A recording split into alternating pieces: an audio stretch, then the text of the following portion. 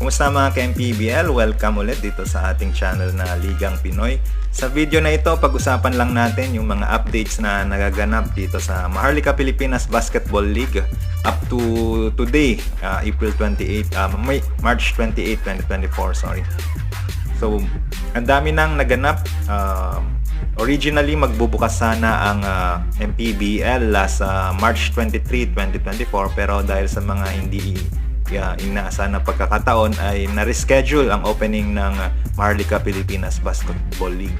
So magbubukas na ang MPBL on April 6, 2024. Wala namang sinabi na nabago yung venue, so I'm guessing na yung venue on April 6 ay doon pa rin sa Calasiao, Pangasinan, kasi originally naman is sa Calasiao gaganapin ang opening ng MPBL last March 2023. So sa mga taga Pangasinan, suportahan po natin ang pagbubukas ng MPBL. Punta lamang po kayo sa Calasiao Sports Complex at mapapanood ninyo ang laban ng inyong home team na Pangasinan Heatwaves. And other updates lang tayo ng mga ka-MPBL na pag-uusapan. Ang pinakamainit na naganap recently ay yung paglipat ni Coach Gerson Cabiltes dyan sa Pangasinan Heatwaves. Marahil na nabalitaan na ninyo na napalitan na si Coach Gerson Cabiltes. Nag-resign siya as head coach ng Nueva Ecija Rice Vanguards mga 2 weeks ago, and recently lang in-announce nga na lilipat na si Coach Gerson Cabiltes dyan sa Pangasinan Heatwaves. Ang daming achievements nitong si Coach Gerson Cabiltes, so I would say na magandang signing ito for the Pangasinan Heatwaves. So kung hindi pa kayo familiar sa coaching achievements ni Coach Gerson Cabiltes, nakapag-champion na siya sa MPBL Invitational noong December 2021 with the Basilan Steel. And then after nung MPBL Invitational, sumali sila sa PhilBasket, and napag-champion naman niya yung nakapag-champion siya sa PhilBasket. Dala-dala niya din yung core ng Nueva Ecija at that time. And yun na nga, nung 2022 season ng MPBL ay naging national champion itong Nueva Ecija Rice Vanguards under the tutelage of Coach Gerson Cabiltes. So very accomplished itong si Coach Gerson Cabiltes. And recently nga, napagsabay niya yung pagko-coach niya sa Nueva Ecija Rice Vanguards together with the EAC Generals dyan naman sa NCAA. Pero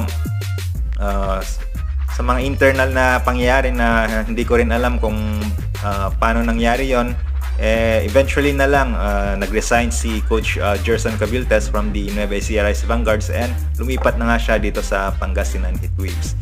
Ang papalit kay Coach Gerson Cabiltes sa Nueva Ecija Rice Vanguards ay si Coach Dulay originally from the Davao Occidental Tigers, and then lumipat siya sa Makati OK Bet Kings last season.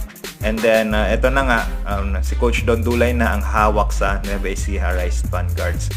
So madami na ring nabago dito sa lineup ng Nueva Ecija Rice Vanguards dahil nga sa pag-alis ni Coach Gerson Cabiltes. Sa coaching staff pa lang, dinala ni Coach Gerson Cabiltes yung kanyang mga trusted assistants.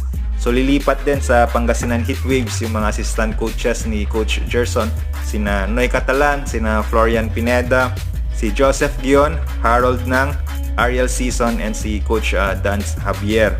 And sa Nueva Ecija naman, recently nag-announce naman sila nung kanilang lineup for the upcoming 2024 season ng MPBL. So madami naman silang mga na-retain from their lineup from last year.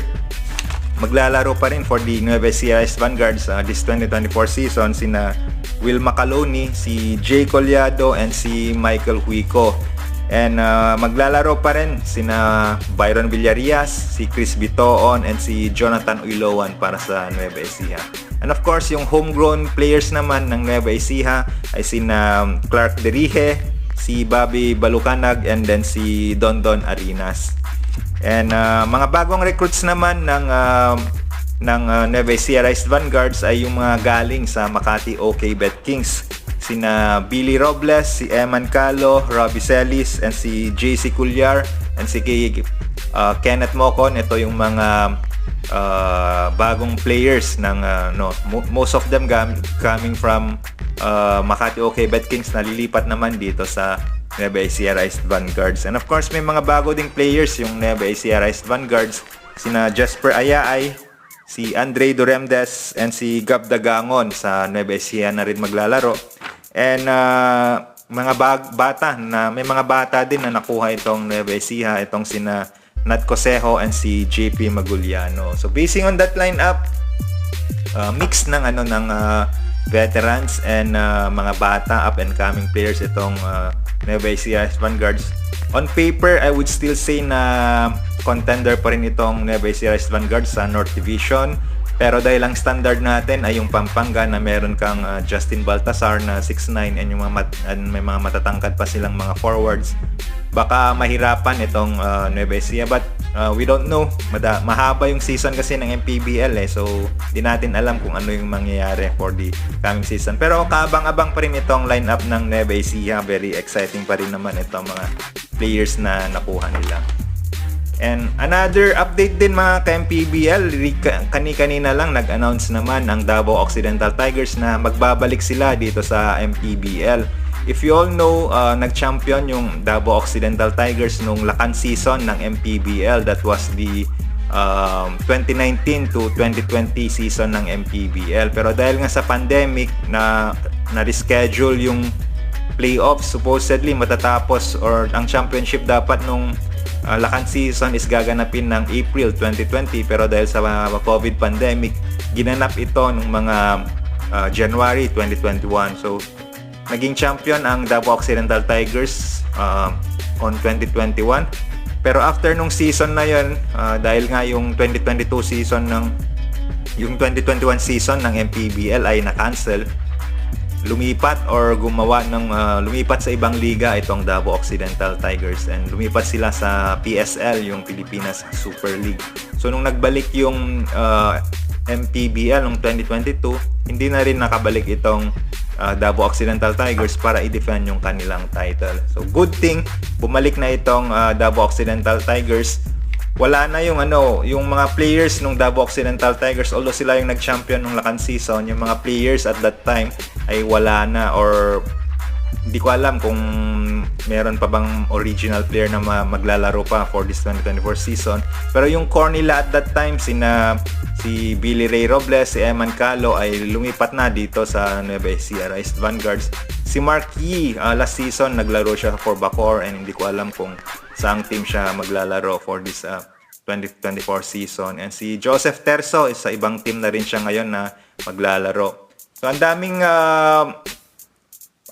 nang nabago dito sa although champion itong Davao Occidental Tigers in the lakan season, totally iba na yung team na ito na maglalaro for this 2024 season. And based dito sa nirelease nila na publicity material nila, parang nare-recognize ko na player nila sina PJ Simon, sina Kelly Nabong, and sina Jun Manso. Baka sila yung magiging core nitong Davao Occidental Tigers.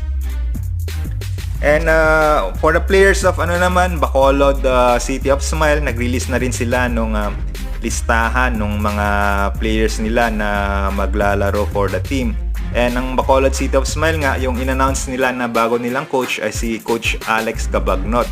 So tingnan natin kung mababago yung fortune nitong Bacolod City of Smile, given na very accomplished din itong si Alex Cabagnot sa kanyang professional career. Baka mag-translate ito sa pagiging coach niya. And marami ding in-announce na bagong player itong Bacolod City of Smile. KJ Española, si Tricky Peromingan, si Louis Vigil, si Ralph Salcedo, si Nicole Ubalde, and si Jacob Galicia. So ito yung mga players so far na in-announce ng Bacolod City of Smile na maglalaro sa kanila.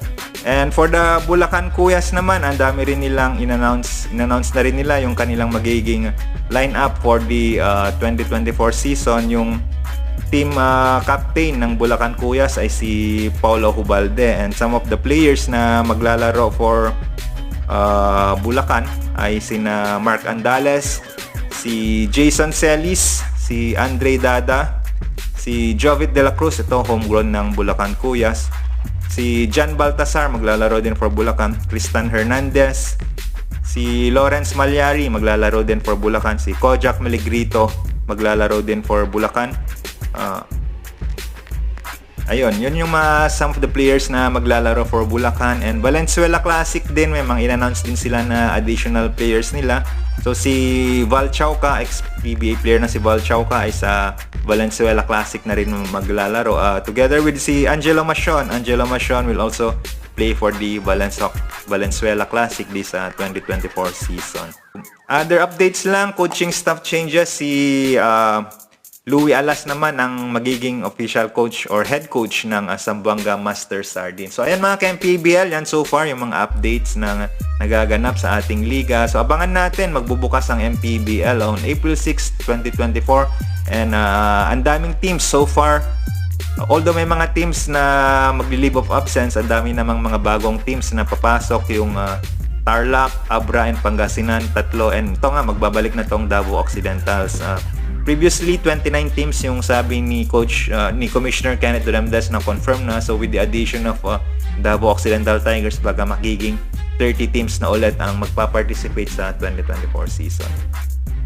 And ayan mga kaliga, thank you again for watching. Kung hindi pa kayo nakasubscribe dito sa ating channel, i-like nyo lang itong ating channel. And meron din tayong Facebook page, i-like nyo lang din yung MPBL results.